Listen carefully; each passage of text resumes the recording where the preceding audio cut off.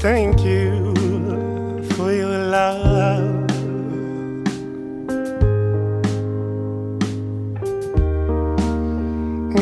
Thank you for your love. 1969, when the Stonewall Riots started, that's when I started my little rioting. In the seizure of pain. Oh, thank you for Her experience was the living embodiment of human rights. If you're black, you're acting as a female. The law's against you, society's against you, everything was against you in those days. Marsha was having a very rough time and sat there and just said, you know, I don't know if I should take a shower or go to Bellevue. And I think she took a shower. Marsha was a subculture within a subculture. It didn't bother her. She didn't hide from it. You know, she met it. She met it head on. Roy was a young hooker, 18 years old when I met him, and he mentioned Marsha, that he went to the village and hung out with Marsha. And I said, I don't think Marsha's the kind of person you should want to hang out with. Marsha, when I saw her in the flower, just getting crowned holy by people from India. She knows something that I don't know. I met Marsha on Christopher Street, and the first time I saw her, I said, who is this person? I remember seeing Marsha walk down the street in a miniskirt that he had made with nothing on underneath, and it was clearly see-through. Clearly. And she'd be coming up Christopher Street with the roll-down stockings, fuzzy slippers, her Wigan beer can rollers. Hello, everybody! What a wonderful morning. Over the top with the jewelry, flowers in her hair, very creative looking, very commanding of attention, not wanting to get it, but just getting it anyway. I always remember knowing Marsha P Johnson. I must have known her before I was 9 or 10. Maybe younger. She would hang out with my father a lot in the kitchen. I remember them spending a lot of time talking in the kitchen. And when my father would leave, if he would leave to go do an errand or if he would leave to do something, she would stay with me. So in some ways, I guess you could say Marsha P was a babysitter of mine.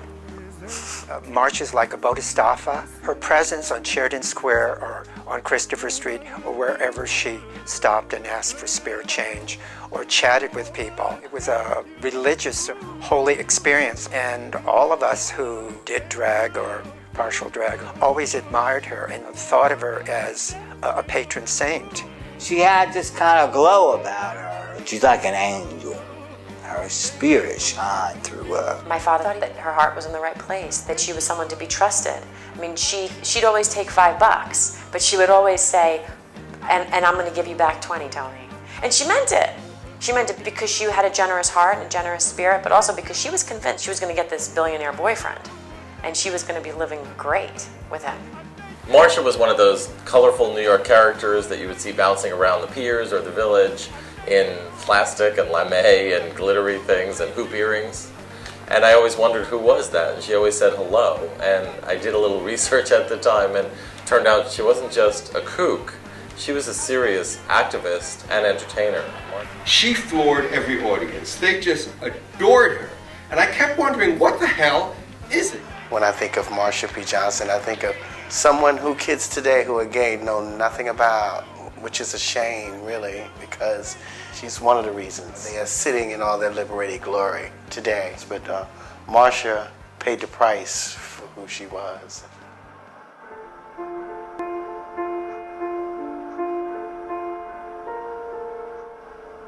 I was young, but I was young and naive when I started wearing dresses at 5 years old.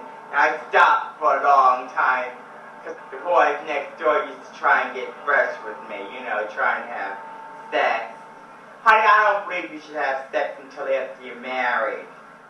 I found out that boys do have sex when I was raped by this boy who was about, he was about 13 years old, and he me in between my legs and, you know, he shot all this sticky stuff all over my legs.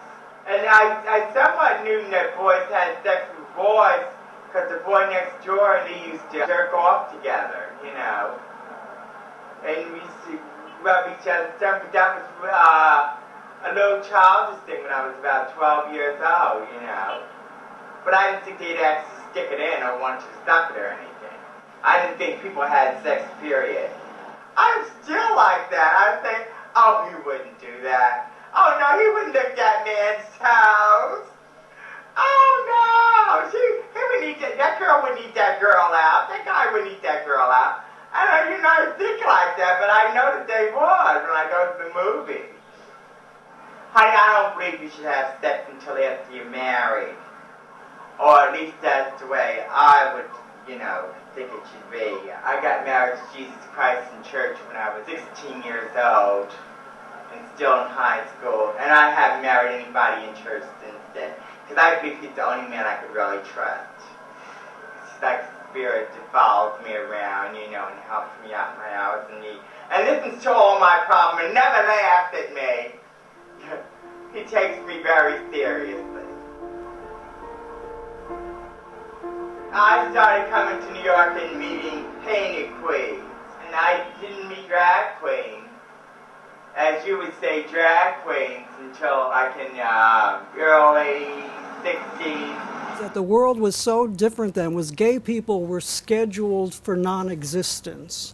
In other words, we were supposed to have no reality called gay, homosexual, except to be in a mental institution getting shock treatments or getting fired from a job. I knew her from the mid-60s and through the 70s, and Marsha always gave this blessed presence and encouragement to be who you wanted to be.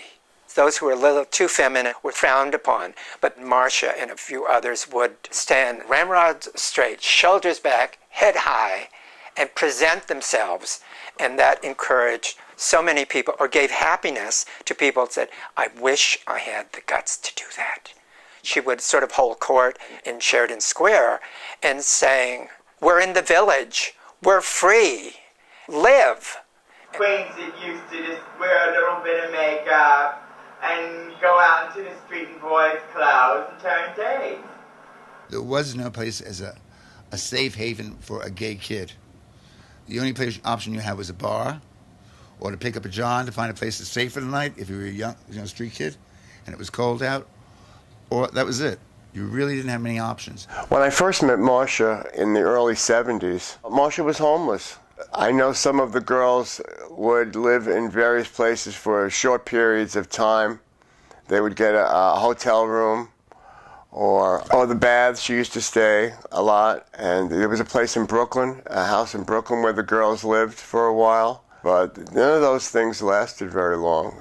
Sometimes I really wondered how she got through it. And then I know she used to sleep in the movies, too, on 42nd Street. It was 99 cents before noon, so she'd get up there before noon, and she would sleep up there if she needed a place to sleep. It was amazing. It really was amazing how he was able to survive and get through life without having a place to really call home. Marsha had a following around town of people that, I go to the flower district, and they have these big tables where they sort lilies and things. Marsha would be sleeping under them. And I saw this more than once. And I would say to the guy there, why is she here? And the guy would just say, she's holy. And there were all these people that had whatever was going on in their head. Marsha became this, and then she would stay there and they would give her, Marsha, the leftover flowers, tons and tons of daffodils. Maybe she'd take her last $10 and go out the door and come back 20 minutes later with this big bouquet, $10 worth of flowers. And I'd say, Marsha, what are you doing wasting your last $10 on flowers? And she'd go in my back room and be putting them in her hair and making this incredible arrangement. She'd say, oh, don't worry, Mr. Wicker. She said, these flowers are going to make me a lot of money. And they would. She walked around decked in flowers a lot, remember? That's what she get those to throw in. Well, she always had flowers in. Yeah. She put Christmas lights in, and the Christmas lights lit up. Roy was a young hooker, 18 years old when I met him. To make a long story short, he ended up staying here. I sort of took him in. He essentially became my adopted son. And one night, he said to me, it was very cold out, about 10 degrees. He said, could Marsha come and sleep here? Because, she doesn't mind sleeping on the floor. Marsha likes to sleep on the floor. Which I thought, now, Willie, you never lie. Why did you tell me a fib like that? And so I allowed Marsha to come in that night, and she was here for the next 12 years.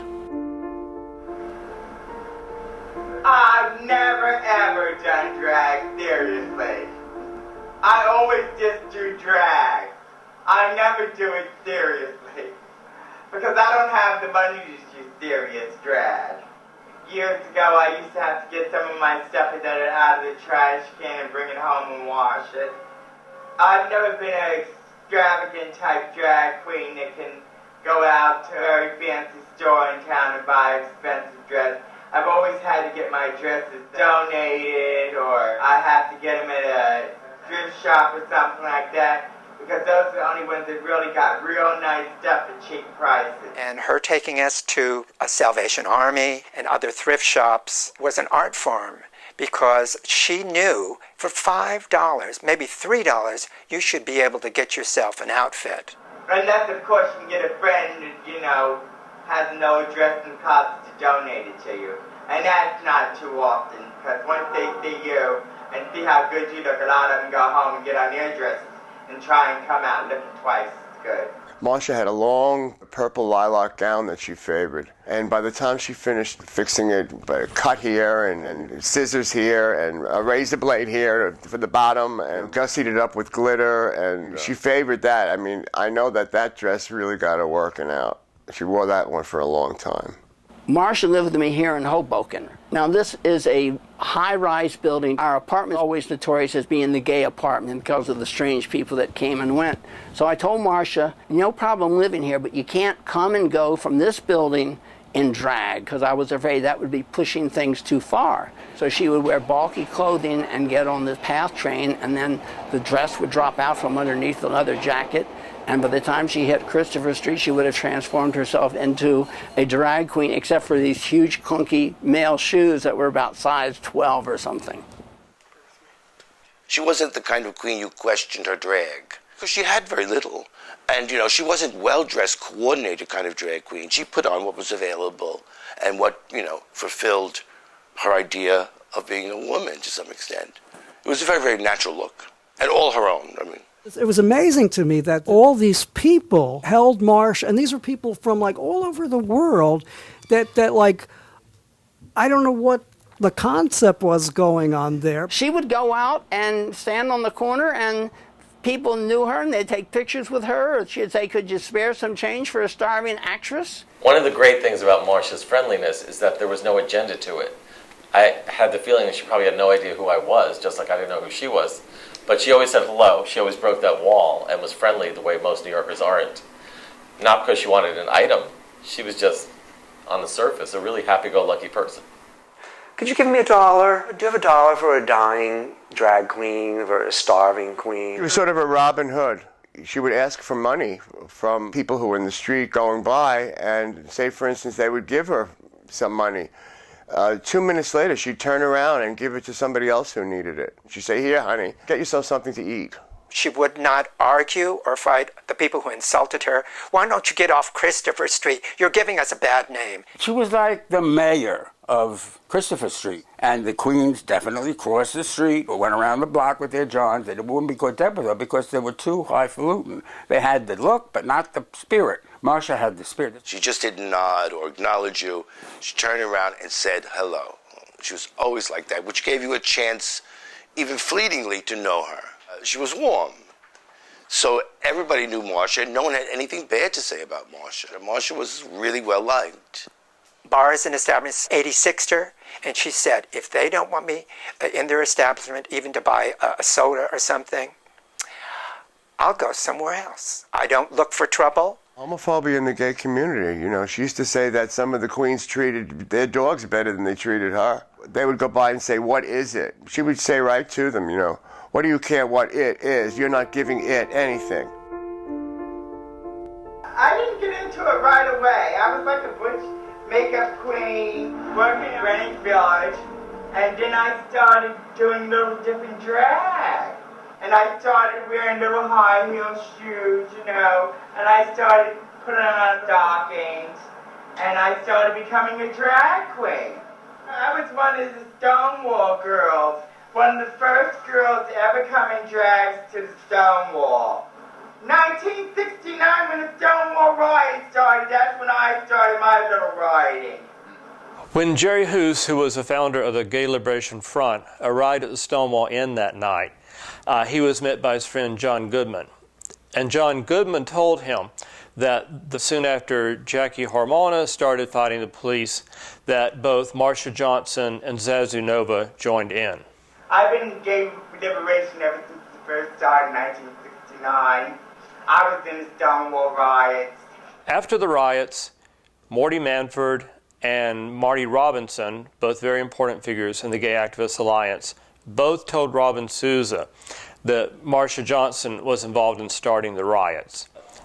The story that Robin Souza then told me was that Marsha Johnson said, "I got my civil rights," and then threw a shot glass into a mirror, and that started the riots. In GAA, this became known as the shot glass that was heard around the world. In this case, the mythology reflects the facts, and I think that when we weigh all the evidence together, we have to conclude it's extremely likely that she was among the first to physically resist the police. A spark comes along and it's like near gasoline and it goes kabang, and that's what happened that night. And so don't ever think that if there were no Stonewall, that it would just be like it is now, because it was a horrible world before that. We were all runaways, and some of them were like 14 years old. Some people had scalding water thrown on them by their parents. People that couldn't go back home no matter what, and couldn't go back to school no matter what. And that group of people was the catalyst in the riot. It was the street kids who had nothing to lose that were the force that got it going. History isn't something that you look back at and say, oh, that's inevitable, that would have happened anyway. No, it happens because people make decisions that are sometimes very impulsive and of the moment, but those moments are cumulative realities. Why are you here today? Darling, I want my gay rights now! That's when I started my little rioting. of wanting to get into this fabulous little dress and this fabulous little hairdo here and learn how to do makeup and come out. Because I found out that my body was worth the money in those days. I found out if you're a pretty boy or a pretty little transvestite, you can make a couple little dollars, and that's when I learned how to hustle. And then I found out the prettier you look as a little boy, or the prettier you look as a little boy made up as a girl, that's the most money you're going to make.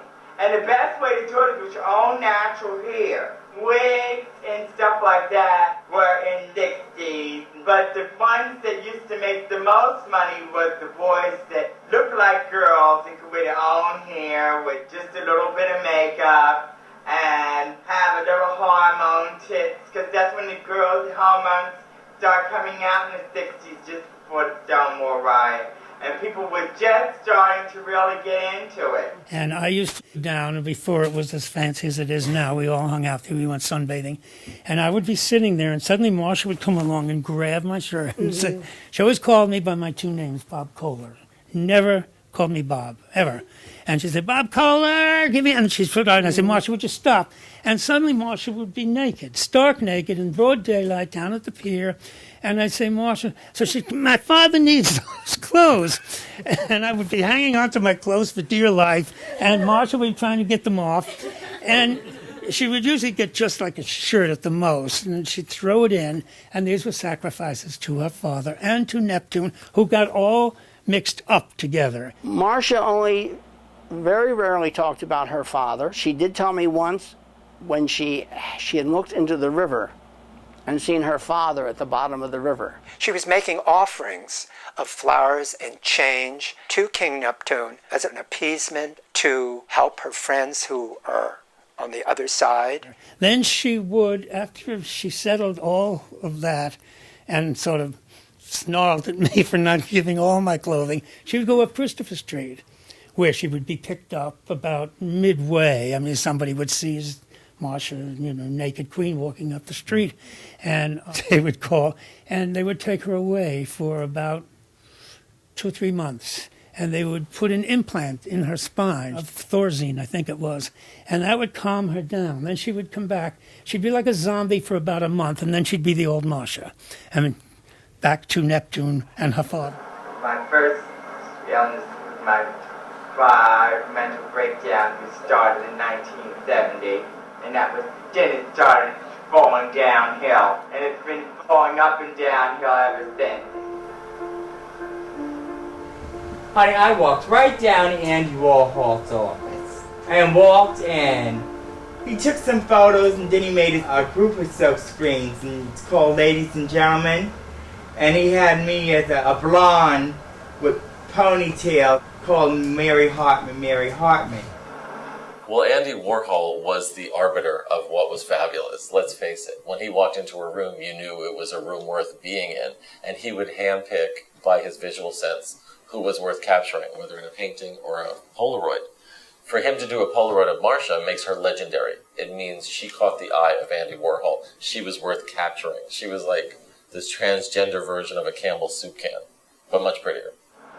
I was no one, nobody from Nowheresville until I became a drag queen. That's what made me in New York. That's what made me in New Jersey. That's what made me in the world. We went on Christopher Street. They had a silk screen of Marsha, and they threw us out of the store. They called her Riff Raff. Really, we went to look at her silk screen. She was so proud of it, and we got thrown out of the store. When I became a drag queen, I started to live my life as a woman. Marsha's success in life wasn't something that suddenly happened because Andy Warhol did a portrait of her. Andy Warhol did a portrait of her after she literally had become a larger-than-life legend by having converted so many people into fans and friends to going out. She'd always say little things to people like, "Have a nice day." It seemed to me, I thought, well, you know, but it's funny, those things must matter because she had a special way of making a little extra effort to be extra polite and nice to people. And that really made people love Marsha. The people get lost in the telling of the story. They want the bigger picture, what's going to be there. That there was a riot and this is what happened. That there were drag queens. They don't really get into the individual people who were more than the Stonewall Riot. I mean, these were people that were bigger than life that walked the streets here. And Marsha is like in the class of saint of gay life. Mm-hmm. I mean, like if you ever hear of this old Russian tradition that was called Fools for God. Friends and many people who knew Marsha called her Saint Marsha because she was so generous and she was such a good person. A little queen would come up and say, "Marsha, that brooch is so beautiful." And Marsha would say, "Oh, you like it?" Take it right off and give it to her. She was simple, pure. She had her bad days and she'd let you know it. She had so many breakdowns. And the gay community recognized she was a saint. That's never been done. In their lifetime, it's so practical too, you know. Marsha was totally mad, but one of the most greatest geniuses on the face of the earth. She was outrageous in a different manner, and she was noticed first for that. But talk then started about her activism. It made her very different. It made people think twice about her, and made people want to stop to talk to her, and made people listen. I've been in gay liberation ever since it first started in 1969. I was one of the first drag queens to try and help the drag queens and other people have food at the Alternate U. Alternate U was one of the places that we first tried to help college queens open their doors to gay liberation. When I started getting in newspapers, on TV set for gay pride parades, I was one of the queens that helped feed the queens that were hungry. And I started the Star House, but I didn't actually start the Star House. Sylvia Rivera started the Star House. And I was just one of the queens that was behind her, like the vice president of the Star. I knew Marsha was very into political activity in the West Village in the 60s and the 70s. And a group of, I guess they were all transvestites, called themselves STAR. S-T-A-R, Street Transvestite Activist Revolutionary, which made a lot of sense, and I thought it was kind of hilarious, because they were all stars anyway.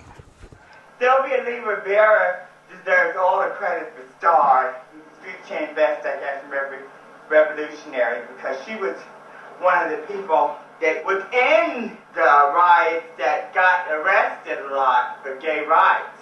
One big thing in Marsha's life, and also in Sylvia's life, was that they had formed a group called STAR, Street Transvestite Action Revolutionaries. And they had managed to get some small-time mobster who ran a porno store to give them an apartment or something in the Lower East Side in this slum building, which for a few months they operated as a shelter for homeless transgender youth.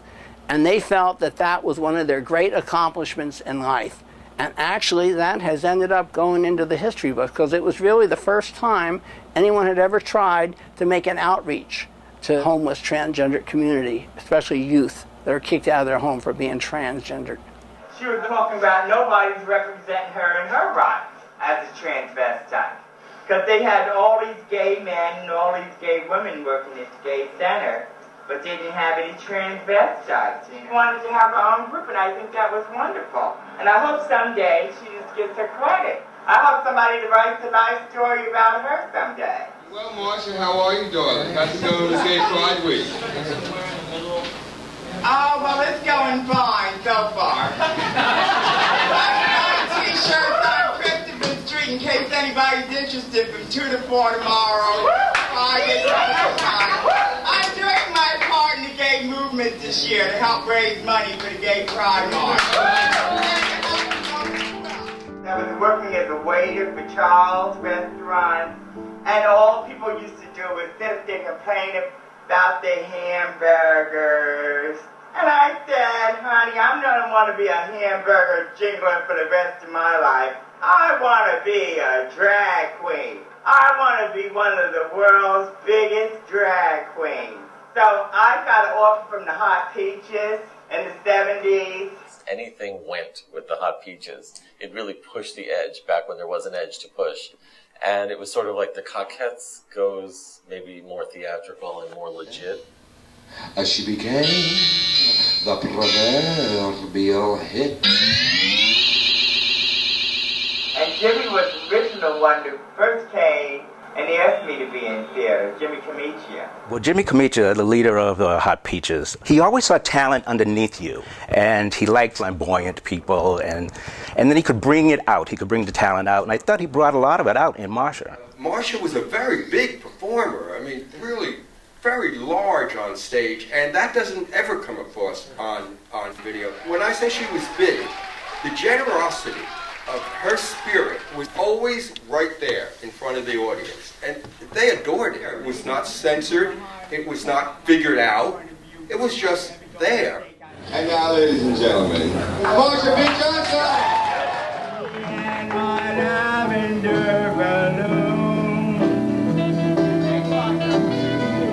It's gonna take me to the moon. I'm gonna blow it up quite soon.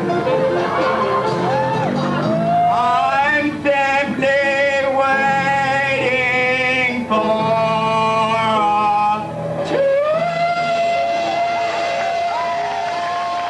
The thing that audiences loved about her, you couldn't record it. You can't record the generosity of spirit. You know, you can't record kindness. It just didn't work. But when you saw it... We're now going to give you one more time, Love, by Marsha P Johnson. Yeah, it's in Saffron to an island. It's in Oxford to a town. It's in Scarlet through the fire. It's in Dante straight to hell. Now let's not be pessimistic. I love is worth a try. Make no mistake and let's straight. The price you pay is high. The price you pay is high. The price you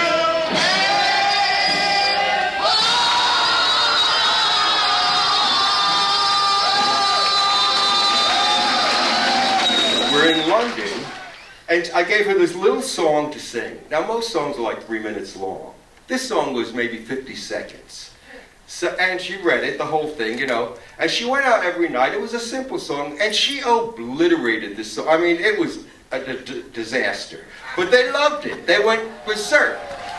So one day I said to her, Marsha, this is a very short song. Let me go over it with you, so show you how to sing it properly. And, you know, this way you go out there and it'll be really nice. So she said, okay. So I go over the song with her, and she gets it perfectly. She goes out that night, she sings it perfectly. Big round of applause. She comes off. I said, Marsha, that was great. Next night, she goes out on the stage. She ruins the number, just destroyed it. They go berserk. She came off stage. I said, Marsha, what happened? She said, they like it better that way. and they did.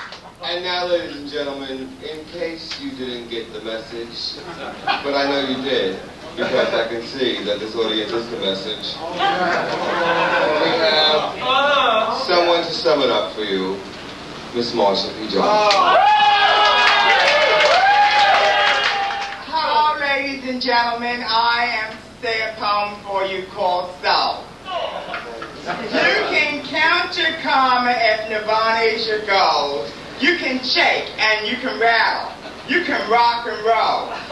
You can be a Clark Kent or a Lois or an Alice down a hole. You can be a vampire on a mountain with a heart of stone black coal.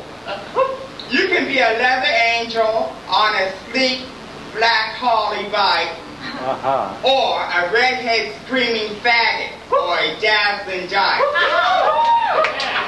You can lock yourself in a closet in a fine mean stove, but it really doesn't matter if you ain't got soul.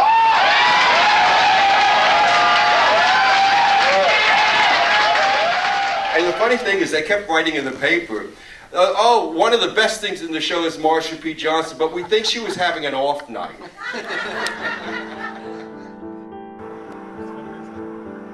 Hi, I was one of the biggest hustlers in New York City. I used to make like $125 an hour working up on Broadway. I was in and out of those hotels like nobody's business. The Hotel Dixie, which reformed and called itself the Carter Hotel, was a sleazy bag that some of us who were on 42nd Street, you could rent by the hour. It had full of characters, and some of them not too, too wholesome. No, it was a dangerous life she was living. I mean, I lived a dangerous life, but you would not find me in the Dixie, I mean, these people really were on the edge.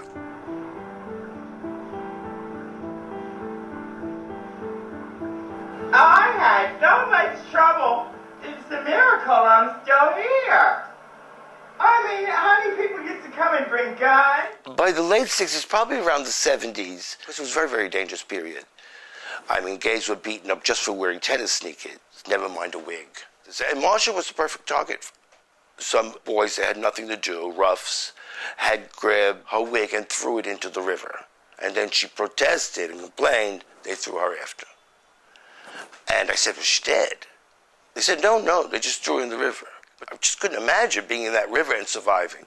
I said, she must have swum. I mean, there were things, layers of information about Marsha, She must be a good swimmer. She must know how to hold on to a pier, and she certainly could climb very well, because the river may not look far away, but how do you get out of it? So I was fascinated by the story. Then when I saw her, she was fine. She never answered that. She just went, oh, that. When I tried to bring up the story. I mean, how many people used to come and bring guns and pull guns out on me because they didn't think I was, I would tell them I was a boy and I was in drags. And I would tell them that I would go, like, hustling, and would they want to go out? And they say, yes, I want to go out. And then when they get up in the hotel, and I take off all my clothes, they say, I can't believe it's your boy. That I noticed me and couldn't sleep. I was a real woman, honey. I'm just a transvestite. And then I look in the mirror and I said, maybe he could have thought I was. I don't know. I wouldn't be for sure. Because I'd be so heavily painted. Maybe it's because of my voice. I don't know. Yeah, but just once in a while I would run into this lunatic who would actually have in his mind that I was a woman. And I mean, I'd tell them I was a boy, and they just wouldn't believe it until they seen everything down my pants and everything. Another day, another illusion.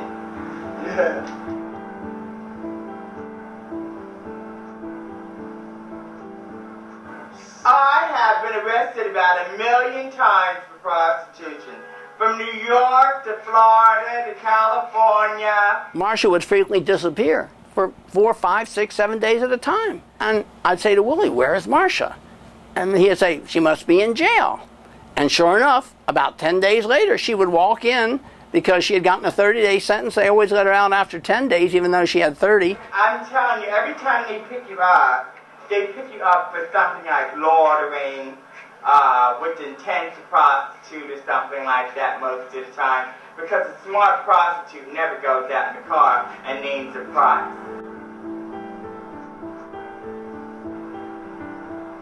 They always treat me like I'm the world's murderer, the highest murderer in the world. As though I was arrested. I mean, they think I'm out here to murder people instead of have sex with them for money. There's a P in my name also. They call me Marsha P Johnson. I try and pay a lot of those things that happen to me in life. Absolutely no mind. It was Marsha P Johnson, and the P stood for pay it no mind. Which Marsha once told the judge. I went down to bail her out of court, and Marsha was in the docket, and she came up, and Bruce Rice looked at it, and he said, Marsha P Johnson. And she said, she had a very flat voice, we used to call her field voice, and she said, yes, and he said, what does the P stand for?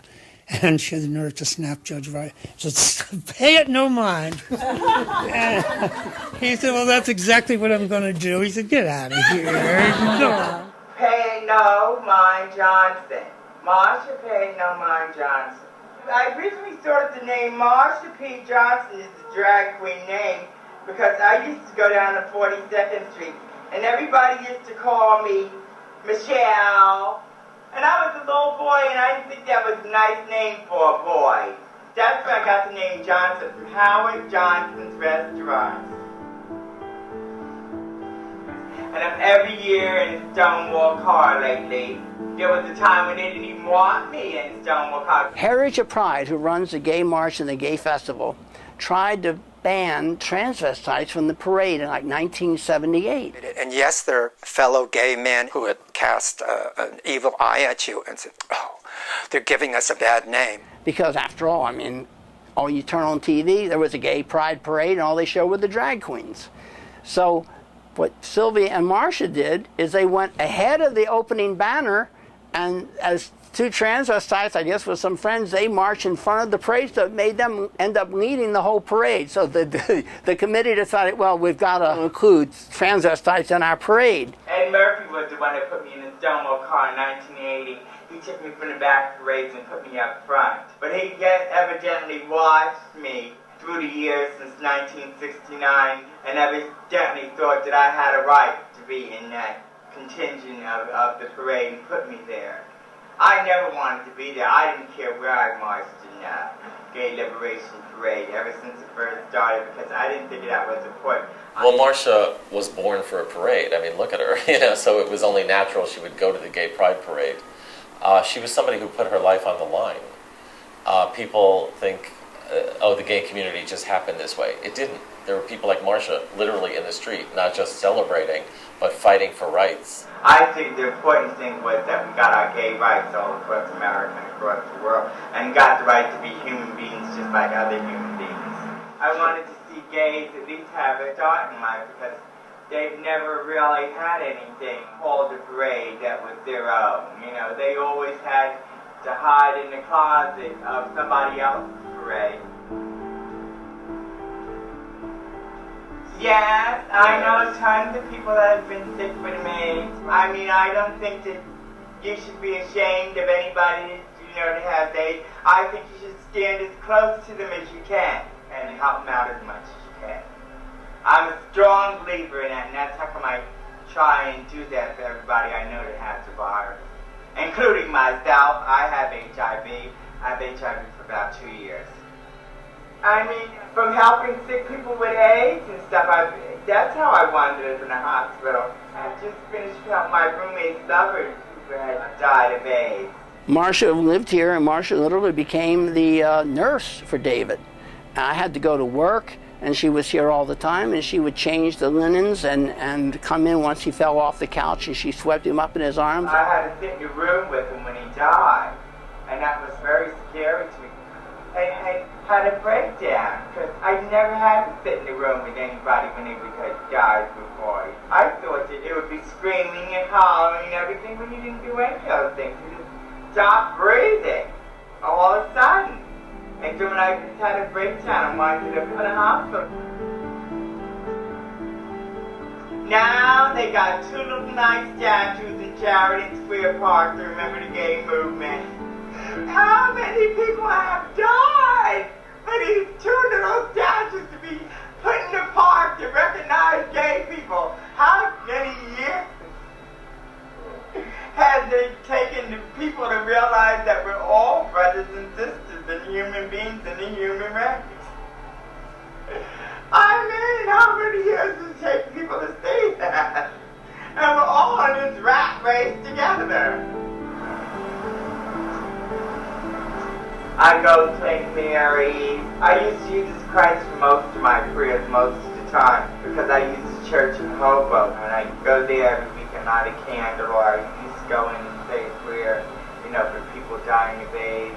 She was very, very religious. A neighbor came in and told me that at 6 in the morning they had gone to the Catholic church across the street, and Marsha was prostrate on the floor in front of the statue of the Virgin Mary. And I would find her in the strangest churches, and she'd be dressed in velvet, and she'd be throwing glitter. And she never would face the altar when she was praying. She lay prostrate facing the door, because she thought, you don't look at the altar. I practice the Catholic religion because the Catholic religion is part of the Sangria of the Saints, which says that we're all brothers and sisters in Christ. Marsha would always say she went to the Greek church, she went to the Catholic church, she went to the Baptist church, she went to the Jewish temple. She said she was covering all angles.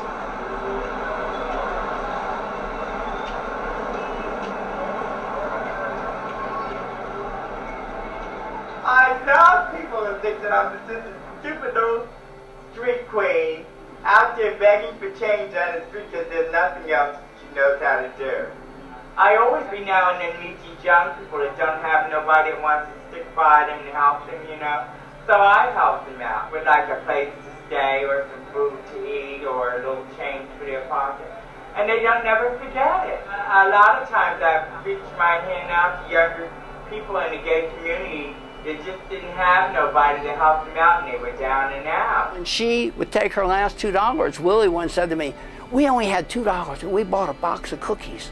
And by the time we walked down to the river, Marsha had given away all the cookies that we had spent our last $2 on. The reason for that is because Marsha had been hungry, had lived on the streets, and she knew that a chocolate chip cookie to a starving queen was a great gift.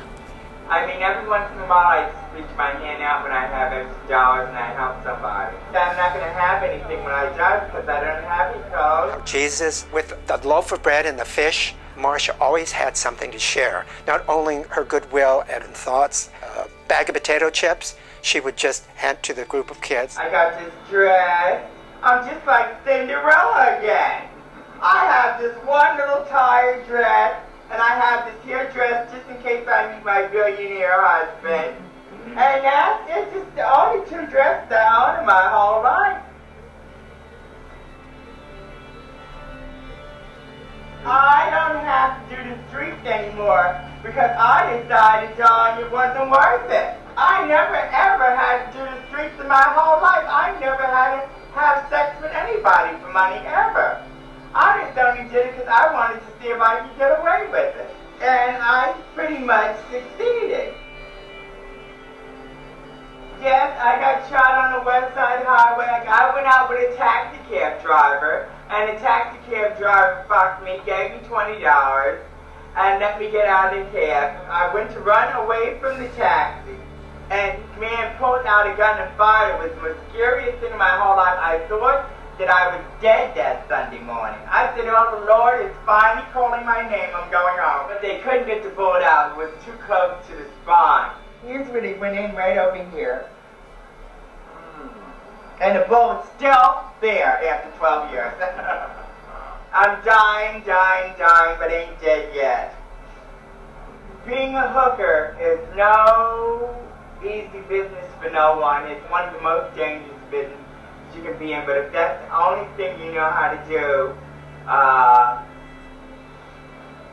I'd say it's a pretty sad story for anyone, including myself. But I think that I like the thought that somebody would want to pay me money. That's what kept me in the business for such a long time. I couldn't believe that my body would ever be worth anything to anyone. I thought that they all just thought that they could use me. But that's in a book of matches, They want to give you nothing, not even a cigarette or a cup of coffee, nothing whatsoever. I thought that was the life that I was going to be living as homosexual. A person just going out with people and having sex with them on the street, inside of a truck. And you have sex for 5 or 10 minutes, they get their rocks off, you get your rocks off, and that's it. I thought that was going to be my whole life story as a homosexual, which isn't that exciting. It's not like my mother said, you're going to meet this. I wanted to do what my mother said. My mother said, you're going to meet this billionaire homosexual when you grow up, and he's going to take care of you for the rest of your life. My mother said, being homosexual, she thought I was lower than the dog. She said, you're gay, you're lower than the dog. But see, my mother never knew much about homosexuality. All she knew was to see men dressed in women's hats and dresses and come to the bar. She never investigated, she never came to a gay pride march or anything. She didn't know that much about homosexuality. And her whole life she never wanted to know much about homosexuality. When I was 18 years old, honey, my mother didn't have to show me to do it. And I had my high school diploma, and that's all I needed in a bag full of clothes. Free at last, thank God Almighty, free at last. I had $15 for the bus to the Port Authority. I said if my mother could move out her own with nothing, $15 is certainly going to set me up in this world, little did I know. And I got out there, I learned to hustle, and I learned to go out with different men, and I waited on tables, and I learned how to survive. 1963, for better or worse. And I said, I got the Lord on my side, and I took him in my heart with me, and I came to the city, for better or worse. And he said, you might wind up with nothing, because, me and Jesus are always talking. And I said, honey, I don't care. I never have nothing ever till the day I die. All I want is my freedom. And that's how I came, and that's how I've been living here ever since I came, day after day, on whatever I have. I don't even care if I lose all these clothes tonight. Oh, Johnny, I see myself in a house on Venus waiting for you to come and say hello. I'm not planning to live 20 more years. I don't want 20 more years of this wonderful life of disco and romance. They call me a legend in my own time because there's so many queens gone that I'm one of the few queens that's still left from the 70s and the 80s. But I'm not the only one. There's several legendary queens. She was a bodhisattva, a holy person, a saint on street corners every day on Christopher Street. And people could walk past her, ignore her, and be blind to her. But those who saw her and understood, she is a reminder of what the village was and what other younger people can be. Tomorrow night's the candlelight vigil. The candlelight vigil is for people who died of AIDS. And we've been having it for 7 years. And I just don't like to miss one because I never know who's next. I never know if it's going to be me or one of my best friends. And I like to say I think that all those people that died of AIDS should be remembered for all the courage they had in fighting the disease instead of just laying down and dying, It's going to be the first year that we're marching down Fifth Avenue completely. I believe in as long as there's people with AIDS and as long as gay people don't have their rights all America, there's no reason for celebration. That's how come I walk every year. That's how come I've been walking for gay rights all these years instead of riding in cars and celebrating everything. Because you never completely have your rights, one person, until you all have your rights. And I figure as long as there's one gay person that has to walk for gay rights, Don, all of us should be walking for gay rights. And if I die, I hope nobody cries either. I hope you stand up and dance, party, and have a good time.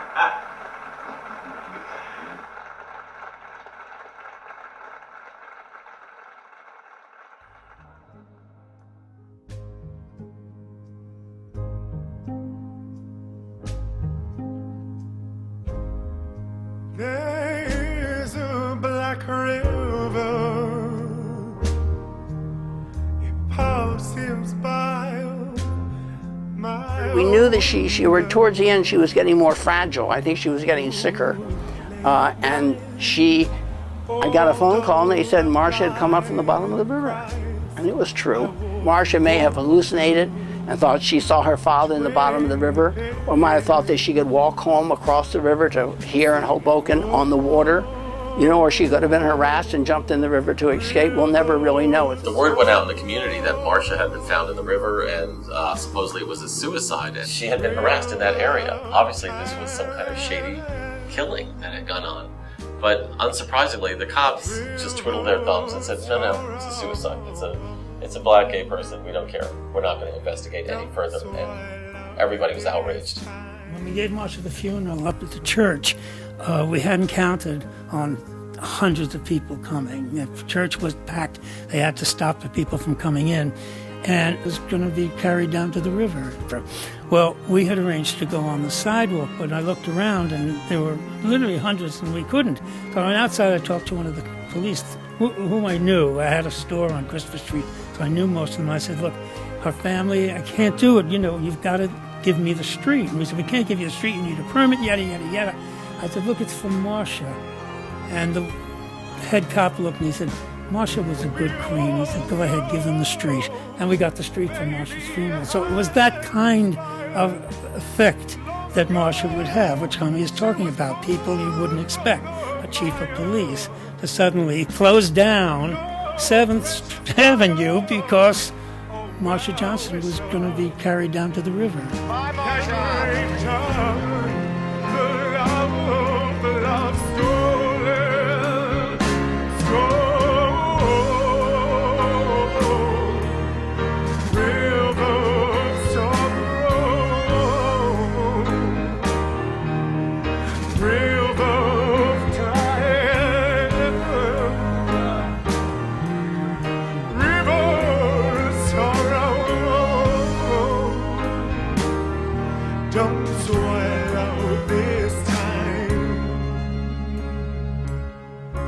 See the light at the end of the dark passageway. Take me with you towards the light. Into the darkness, past know their faces in the river. Hear me, I'm whispering in your ear.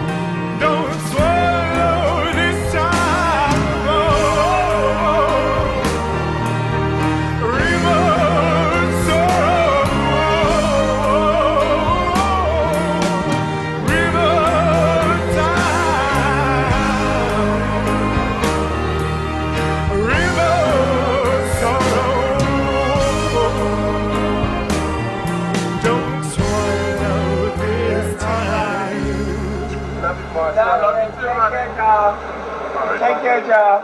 Thank you for all your tomorrow. Thank you for all your support. But tomorrow, what? This outfit, the blue thing. But tomorrow we got a different color. I'll Take care. I will be working.